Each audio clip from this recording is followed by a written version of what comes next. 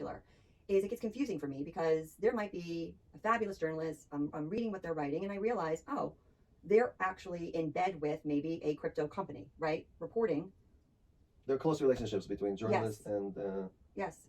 crypto companies. Yes. And it's a confusing industry to begin with for a female, which I think most of the fellas, are trying to welcome women and doing a better job of. But do you find that to be true that your industry has very blurry lines between journalism and Well, the crypto industry has clans, so like you either belong to the Bitcoin clan or the Ethereum clan or the XRP clan or the Cardano clan, okay, and then there are reporters who have the same beliefs. They belong to this or that clan. So you can see consistently how they're reporting in a positive or negative way right, on different companies. So it's right, not really right, again unbiased reporting. It's more people again are delivering their opinions through this or that publication.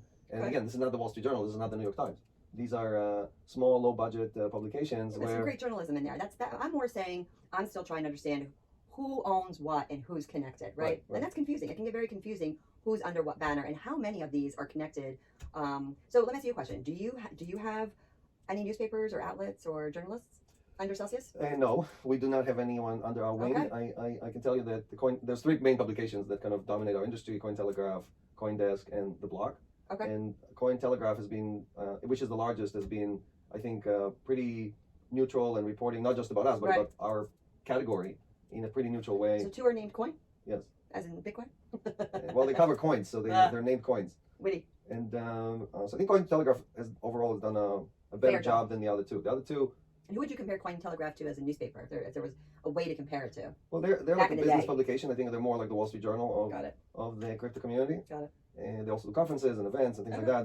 But I think overall they do a much better job than the other guys to be unbiased, neutral reporting. Nice. And CoinDesk and The Block seem to pick and choose who they like. Are they related? Are they owned by the same company? I don't think they own by the same company. I think CoinDesk is owned by Barry Silbert through Digital Currency Group or directly. And I don't know who owns the Block, but it's again, they've been. And are they a coin also, or are they just a? Yeah, they focus just on the crypto community. So maybe they cover all things blockchain, not just crypto, but they definitely, like much more picky and selective, and they have an opinion in their head of what they like and what they don't like. For example, recently we got funding from Tether. Tether is the third largest coin out there. It's a token, but and neither the Block or CoinDesk covered that. Now, well, that's their opinion. That's their right. No, but it's not the right. The point is when you do journalism, you're supposed to deliver the news to your readers. Right. If you don't deliver the news to your readers, then you're biased. So it's like the Wall Street Journal deciding not to write about Biden running for president.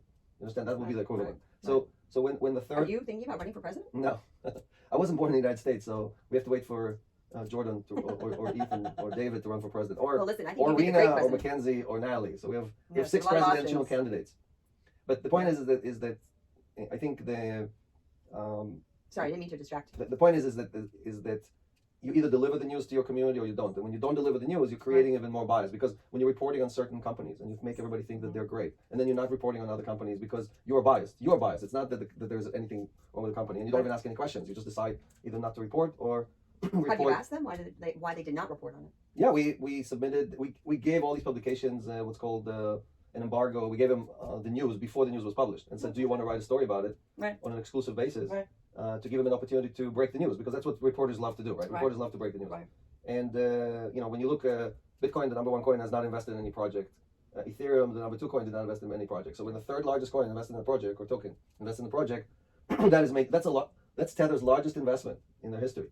So well, there's the news. There is the news, and the fact that they're not reporting is telling you much more about the news than whatever they are reporting. Speaking about the election, what do you think will happen with Bitcoin, right? Because it's not widely accepted. Most politicians are afraid of it because they don't understand it. Do you feel like there'll ever be a time where the next generation will be able to pass it through legislation, and we're going to go to Starbucks and we're going to be able to use Bitcoin as a form of payment? So currencies become form of payment only when they're widely accepted. For example, if I gave you the Argentine peso, which is a form of payment in Argentina, you would not accept it. You'll be like, I'm not interested in that. So a form of payment, the US dollar is the universal form of payment. Bitcoin is not yet a form of payment. So it's right now it's a store of value. It's something that. So I should be thinking of it as a savings, not as a way to go buy shoes or clothing. All right. And it may become form of payment one day when it has a broad enough base. Today it has 50, 60 million people worldwide that are using it. Most of them are using it as a store of value. It's something savings, store value savings. Got it. They use it to save their hard-earned income. because they're either afraid from the local currency or they think it's going to appreciate in value, right? So today Bitcoin does not compete for formal payment, but Tether does compete for formal payment. So Tether is a stable coin. It's pegged to the dollar. It means that one Tether is $1 at all times. Right. But it has 9 or 10 times the velocity or the use of an average dollar. So if you think about how many times the dollar changes hands every day, right. Tether changes hands 9 or 10 times more. But I can't go to Starbucks and use a Tether. You cannot. It's not legal tender in the United States. So where is it? No one has to accept it, right? Like most establishments have to accept the US dollars in the United States. You don't have a choice. So in the crypto world, if you look at most exchanges, if you look at most platforms, they accept Tether as a form of payment. Either me paying you or me exchanging. Wait, so give me an example where? So if you go on Binance or Bitfinex or any of those exchanges and you want to sell your Bitcoin, you can sell it into dollars or you can sell it into Tethers or stablecoin, other stablecoins like USDC, which is a... That's not the gas station. I mean, what's a normal... Today there are very few use cases outside of the blockchain. So today the use case is inside the blockchain. Your goal? Right. The goal is to bring other businesses to the blockchain, not to convince businesses that they should use a currency that runs on the blockchain to settle their cases. I see very little use for formal payments to compete with the US dollar or with Visa or MasterCard because my Visa gives me 2% cash back. So on everything I spend because I have a Fidelity green card, right? So how can a Tether or a Bitcoin or anything compete with that?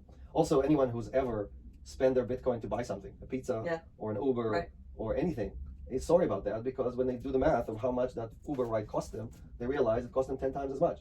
So convincing people to spend their dollars, spend their crypto is the opposite of the Celsius mission. The Celsius mission is to help you hodl, help you save.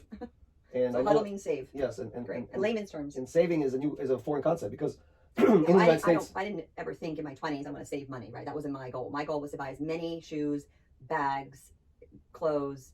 What can you do with those shoes, bags, and clothes? What are you talking about? I love my shoes and my clothes. I know you love them. I'm saying, what can you do with them? Can you pay for your kids' college?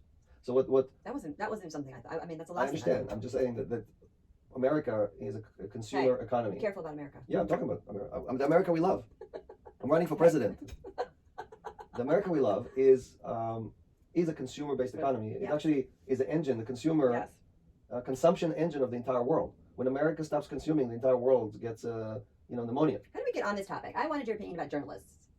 And did you even follow the topic of journalists versus VCs on Twitter? Yeah. I hear you about saving money. What you're trying to tell me is save money. Got it. Now, journalism is unfortunately a dying breed. I mean, don't say that to me. The internet killed journalism. And the reason the internet killed journalism because most publications made most of their money from the listings. And people forget about ads? The ads, the little ads. They were the best. They were the best. But then the internet invented Craigslist and other versions and YouTube sorry, not YouTube, eBay and other things. And you didn't need any of that. So over the last 25 years, what we've seen is a tremendous decline in the revenues of So is that publication. why you think journalists today are always trying to do the gotcha story? Because journalists have to go. They had to leave journalism and move into this bit consumption that we live in. Meaning, today no one wants to read a 5-page story. Neither you or your children. Your kids don't read anything that is more than 1 paragraph. Right. So what we went to is a world in which opinion mattered, and people that could provide unbiased opinion mattered. Right. And we moved to a world where the bits and information are always accompanied by 17 different ads that are trying to sell you something or trying to keep you believing what you're already believing. Right. So if you look at the Facebook ads, or if you look at the Twitter ads, or if you look at all these publications and what they're trying to sell you, there's no room there for journalism, right? So it's either a gotcha, hey, we caught a celebrity changing her clothes. Right, because that gets the click-throughs. It gets the click-throughs and the views, or it's some headline that gets you to read an article about something industry-related. Which is true. I mean, I still buy the Post because of the headline or who doesn't love page 6? Yes. So but the problem is that the great journalists, the people that... The writers. The writers that... exposed Watergate or found Trump's taxes or told us about all the ills in China and other places, right? And kind of transported you to those events. They're long gone. No, they're not long gone. There's not as many. You're saying they moved on. Most of them moved on. And so it's a tough industry to be in. The best description was when